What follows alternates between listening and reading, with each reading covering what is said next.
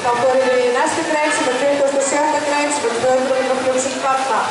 Það einn breyð á fyrstu breyði Guðmundur Halldórsson Breiðablik, á annar breyði Guðmundur Karlsson Breiðablik, á þriðju breyði Brynjólfur Óli Karlsson Breiðablik, á fjórðu breyði Óskar Gauti Lund Breiðablik, á fimmtu breyði Jón Ingi Halldórsson Breiðablik og á sjöttu breyði Halldór Óskar Eiríksson Ægir.